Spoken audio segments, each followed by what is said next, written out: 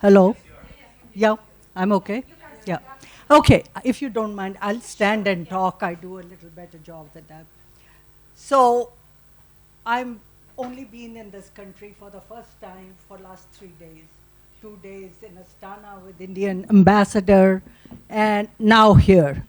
So for me to say what my impression of Kazakhstan is will be unfounded. I'm still absorbing and learning what it is. But what struck me about it is the warmth here, warmth of the culture, people. And the other thing I'm absolutely delighted to see the enthusiasm for entrepreneurship. Having said that, I want to launch into my big leaps of my journey. The first big leap was from New Delhi, India, to America. I was 23 years old. I had just finished my undergraduate education in engineering, and this was my first flight ever that I was boarding. I was coming to University of California in Los Angeles, the Hollywood land. That was not why I was excited. I was excited because I was going to get further education, make some money, and come back home. That was the plan. What it reminds me is of my parents' faces when I was leaving New Delhi. They had tears, I had tears. We didn't know whether we were going to see each other in 3 years, 5 years, or 10 years. But it was incredible that they were trusting me to send their daughter all alone to the US at the age of 23 in a foreign country where she had never been before. Equally important was that they always had a belief that I could do whatever I wanted. How many parents give that kind of a freedom to their children, leave alone their girls? So I was lucky, but that is what shaped my journey going forward, if I think back. In turn, I have raised my 2 daughters, me and my husband, who are also, they believe in themselves, and they are leaders, successful leaders in high technology companies in Silicon Valley. So my message in this is, everything starts with a belief in yourself. And once you believe that you can do it, chances are very high that you can. My second big leap was in innovation, technology, Silicon Valley, what else? Innovation. Innovation has humble beginnings. I got my first patent at the age of 30. I was the first woman, no, not woman, but engineer, woman or man, in my company to get a patent. So my innovation was about receiving phone digits, but doing it digitally. In those days, I did not understand that whatever you can do digitally, the Moore's law starts applying. That means you can lay it out on a semiconductor chip, you can do it faster, cheaper, and more power efficiently. I didn't know any of that. I just invented something, I had an idea. So we don't always know where we are going. The other lesson, which is equally important, is that I had to convince my bosses, my stakeholders, that to give me time away from product development, because that's what I was supposed to be doing, and to secure funding to work on this little project or idea of mine. Whatever you are doing or trying to do in your life, you have to convince people around you, to the stakeholders, the company, or bosses that your idea is worth pursuing. Just having an idea is not good enough. You have to go all out. My third big leap was in innovation. Sorry. After innovation, my third big leap was startup. There was a moment in life when I felt I was ready. I too could start a company. How difficult can it be? And that's all. And I started a company. But I decided to have a partner in this journey. And having a partner was a very significant step for a variety of reasons. First of all, those of you who have started a company or think of starting a company, it is a very lonely road. You are in this journey yourself, pushing the boat forward. So having a partner eased the pain of hard work. We also divided up the work. He was going to be the engineer, and I was going to do sales, marketing, and everything else. I mean, I hadn't done any of that before. I was engineering manager, and he was an engineer. So having to learn all that. But the very first thing we had to do was come up with a product idea. A company, a startup starts with a product idea.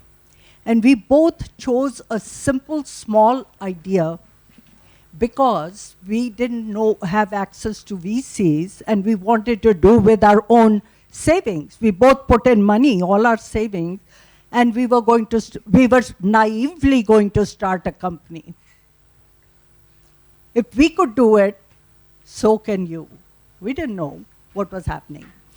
But interesting incidents worth relating is that one day I picked up the phone, and it was very early on in the life of the company, and it was a call from VC. How lucky could I be? I was jumping off my chair. Then they said, oh, we are going to come and visit you in a week's time. Obviously, it was a great news, but the next sentence, he said, and we would like to see your financials. And I basically suppressed my nervousness and with enthusiasm ended the conversation, made a note in my book, and very quickly went to my partner's office just a few steps away and relayed the conversation to him. When I told him about financials, he shrugged his shoulders, and he says, what are financials? And I shrugged my shoulders. That is how naive we were. Because I was everything other than engineering, I had to figure out what to do. I hopped across the street, went to a bookstore, picked up an accounting book, and in a week's time, understood what financials are for and how to make them. And I produced financials, which people take year or two in MBA course to figure out how to make financials. When there is a necessity, you do it much faster. You don't need that much time. You don't need that much education or training, is how I felt. Anyway, this will lead to the next big leap. But before I jump into that, these VCs did not fund us because they thought we were too raw. We didn't know what we were doing. We did not know where we were going. So they sensed it, perhaps.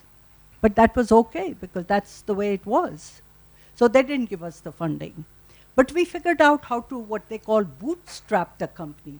We sold our products to enough customers and started generating enough revenues and profits that we could hire a few people. And that's how our plane lifted off the ground. That is all it did. But the next step was, even though we started small, we imagined big. And rest of my commentary is about that, scaling the business. For scaling, you need capital, you need organization structure, and you need to open new doors, new customers. That's what scaling involves. But there is another fourth step, if you want to guess what that would be. I'm just looking at if anybody would. Yes? Deliver now. Deliver? Yeah. Yes, of course. You have to deliver.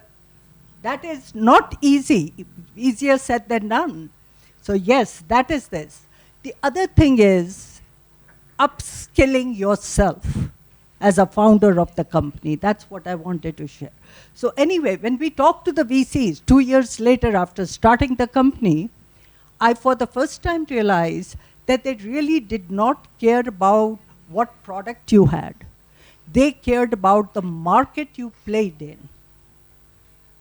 And our little product was sitting in potentially large internet market with lot of potential looming around, people talking about, but certainly VCs knew all about it.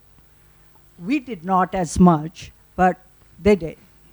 So we got the funding. But then they put pressure on us for me to hire executives in the company who could help grow the business.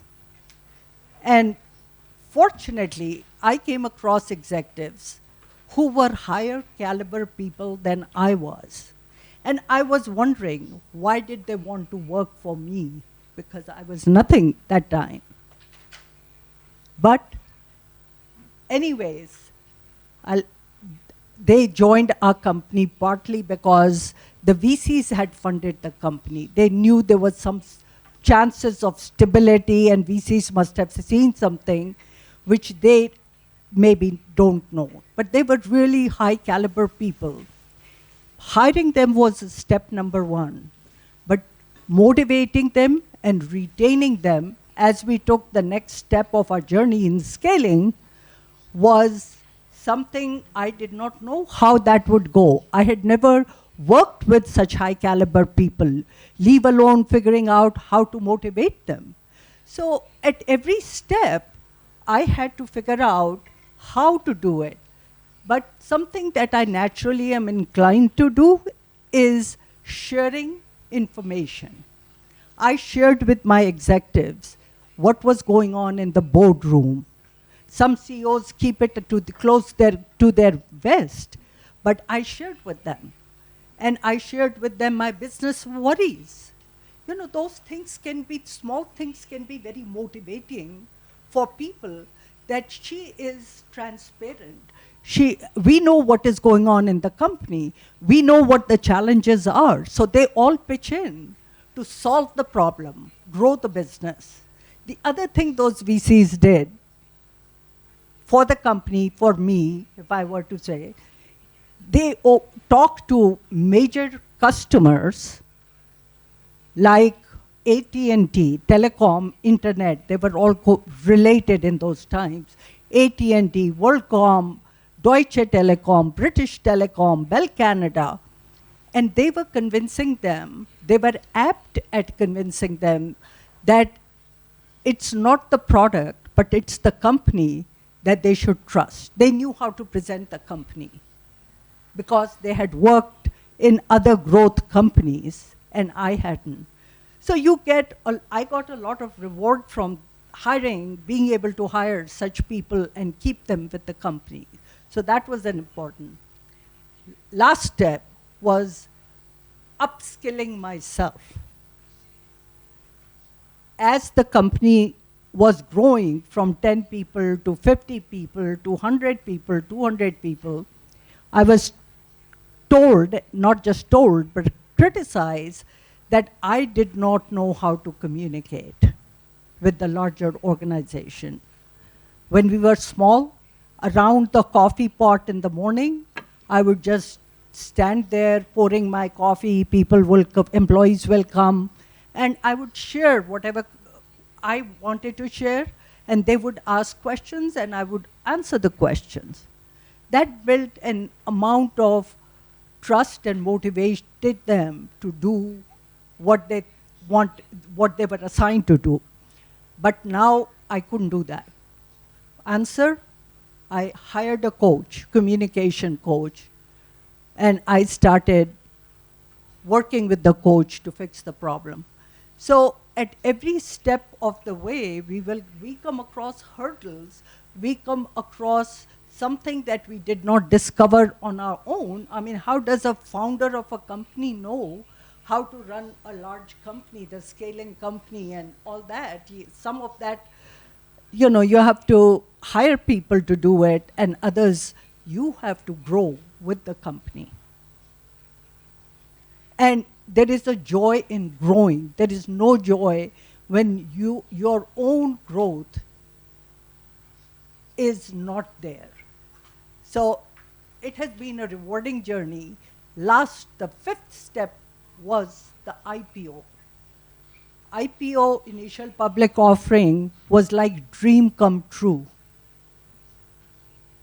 It was something we could have never imagined would happen to us. Our employees, critical employees who had slugged in the company and brought it so far, and the executives, they finally get to cash out their stock option, or now they call it RSU, restricted stock unit. That means these are the stocks or shares in the company that we give to our employees. So now they could dream of sending their children to private schools. They could dream of buying a car. In fact, some of them bought a new home. So they had sacrificed a lot, not just their time. We were paying them below market salary. Our benefits were very meager compared to other companies in the valley who were paying them well. So this was the final reward of their hard work of so many years. It took us 9 years before we went public.